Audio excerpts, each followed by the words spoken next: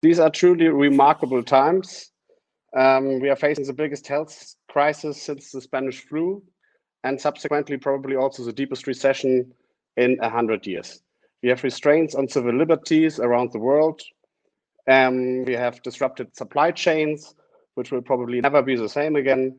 And all of this while we are confronted with a dangerous lack of leadership international and also with a lack of trust in international relations. And this is exactly why Tony Roldan from EsadeEcPol and we at FNF Madrid joined forces to start asking some important questions that have to be raised against the background of the circumstances that I've just mentioned. The outlook for the economy looks bad.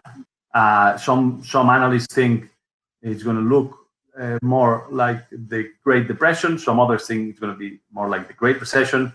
It's definitely different in many ways. How bad do you expect it to be? If it's very short-lived, I think we have a chance of having a deep recession, but then a quick recovery. However, there are two things that stand in the way of that happy outcome. One is that we have to preserve what one might call employment relationships. You know, a firm is not just a bunch of machines and a bunch of employees. A firm is a bunch of people who've come together, who've been recruited, who've been selected, who've learned to work together. And a lot of the productive value of a firm is in that combination of human beings. If because of lack of cash, lack of liquidity, you're forced to send those people home, and then 6 months or a year from now, you say, well, guys, come back, we'll start production again. Many will be gone, many will have another job, many will have moved to a different city or a different country. So the lasting effect on productivity could be gigantic. That's issue one. The other issue, of course, is that if a firm has no cash, it may default on its workers. It may also default on its creditors. That means not paying your debts. And it is very easy to envision situations in which a productive and employment crisis morphs into a financial crisis. Rich countries, countries with powerful central banks, have many ways of avoiding that. And we've been seeing the Fed, the ECB, the Bank of England, doing things that would have sent most academics home with a heart attack just a few months ago, not simply buying government bonds, buying corporate bonds, buying junk corporate bonds. So I think there's a pretty good chance that in Europe and the UK and the US, a full-fledged financial crisis may be averted. If you're a middle-class citizen in a middle-class country, you can go home for 2 months, not make any money, come back, get your paycheck in month 3 and live with it.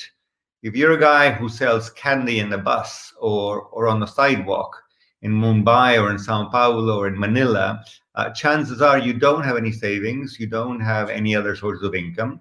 So if you don't go out and work, you simply don't eat.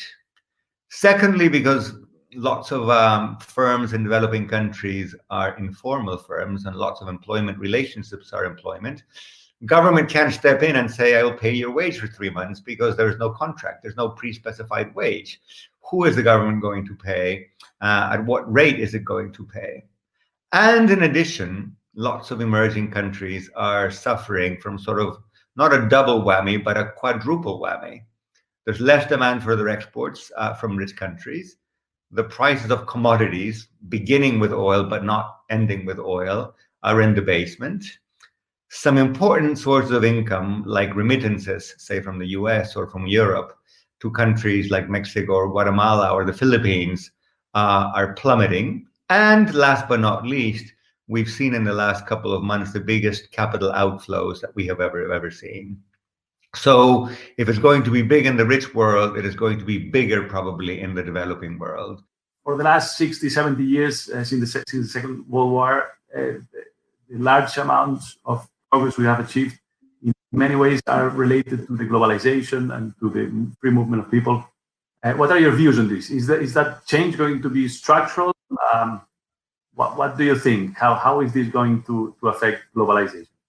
Everything to how we travel in planes, to how we travel in trains, to how we stand in beaches or in our holidays, our restaurants, etc., is going to have to change. And that affects, crucially, a lot of what globalization has achieved. I don't think over the next few months and over the foreseeable future, we're going to just be able to jump on a plane and go to another country for the weekend, etc. If some countries, let's say the Schengen area, manages to contain this, then it's really endemic in places, for example, like Africa or like Latin America. You can envision clearly how borders will be closed and people will be told they cannot come from certain places. There is a risk in this crisis that we engage in confirmation bias, meaning enemies of globalization are saying, yes, of course, this is the end of globalization. People worried about inequality are saying the crisis will deepen inequality. People who worry about XYZ are saying, yeah, I told you, XYZ were going to be an issue. I would be a little bit more careful. I agree with Luis that there are two dimensions in which we will see changes. Clearly, in the mobility of people, we were seeing changes, at least in Europe, long before this crisis, and some of that will continue. Parenthetically, I will note, just as a footnote, that the flows of people that cause much concern and political crises in Europe are tiny by the kind, compared to the flows of people we're seeing in other parts of the world. And where essential or strategic supplies are concerned, yes, I think we may see a bit more government intervention. But I think the firms themselves will begin to look at making supply chains more secure, more than a 0-1 black and white situation in which is all globalization, no globalization. I think you may have a reshuffling of globalizations in which there are some winners and there are some losers, but I'm pretty sure we will continue to trade.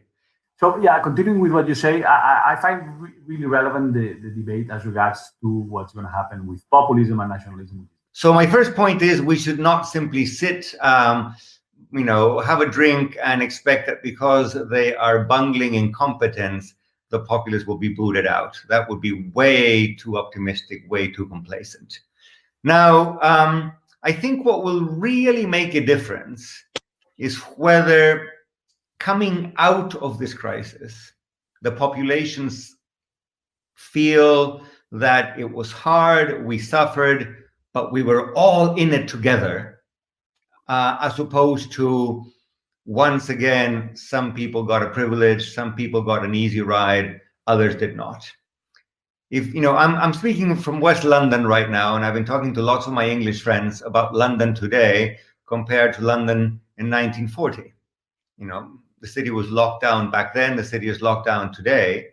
And what many English historians say, I'm reading a great book about London during the war, is that the sense of national unity and national purpose that has been very clear in the UK for the last 40 years, even during some pretty bad economic times in the 60s and 70s, came from the fact that the war was terrible, but the British stood shoulder to shoulder, and they defeated the fascists, they defeated the Nazis, and the rich guy from Oxford and the poor kid from a mining town both were in the same trench fighting the same enemy.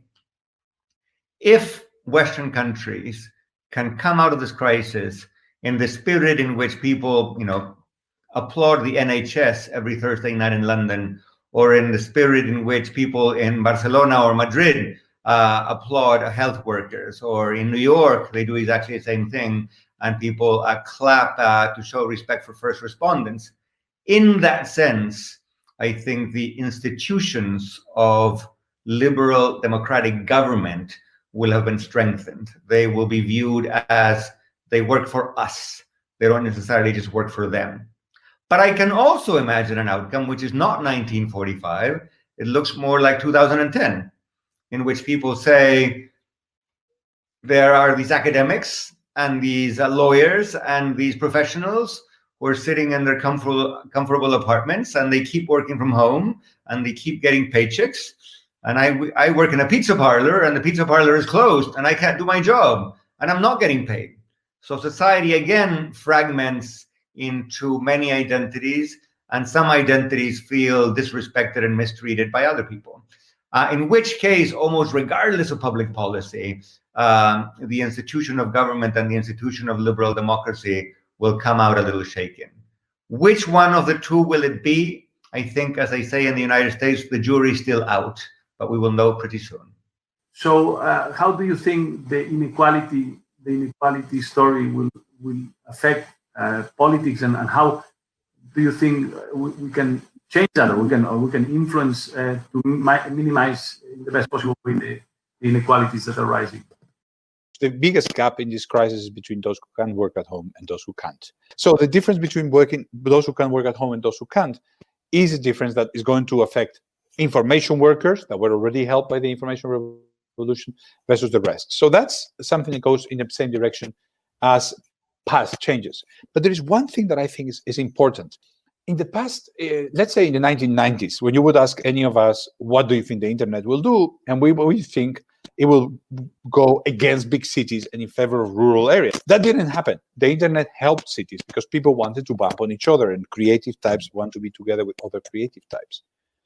Now, this one is different, in my opinion. I think that the attractiveness of a city, when you cannot go to a restaurant, to a bar, to a museum, to the concert, for a walk, blah, blah, versus living in a little town or in a village where you can just walk around the mountains, if you can get internet and you want to work at home, I think rural versus urban is maybe one vector of inequality that is going to go in a different direction in the past. Rural is going to actually benefit potentially agriculture also, but also a primary sector, but also just simply living out of the big towns. On demographics, those are people who came out of university in the crisis or of high school in the crisis, who had a few very, very hard years, who have seen situation just improving from, let's say, 2015-16, who've started to get more steady jobs. Remember, in Spain, we had 14% unemployment still.